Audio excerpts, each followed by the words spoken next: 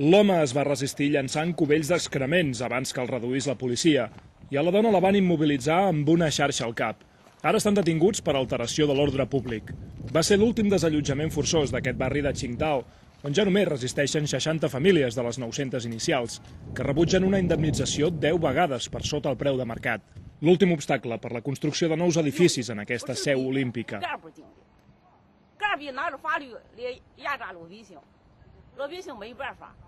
Els van tallar la llum i ells mateixos es van enganxar a la línia. L'aigua la treuen amb cubells. Els van tallar el cable de la televisió i s'han fet antenes amb llaunes i olles foradades. Remeis casolans, també, per resguardar-se dels atacs dels pinxos que envien les constructores, que al principi entraven al barri fins i tot armats.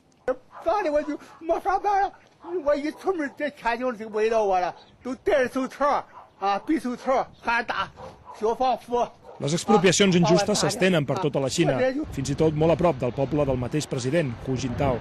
Aquests veïns denuncien que aquesta muntanya, on ara construeixen una fàbrica química, pertany a 9 famílies. Però l'alcalde, que promou la construcció d'un polígon industrial, ni tan sols va consultar en assemblea la venda dels terrenys. A més, quan aquesta dona va insinuar que la indemnització era insuficient, la van arrestar 5 dies de forma preventiva.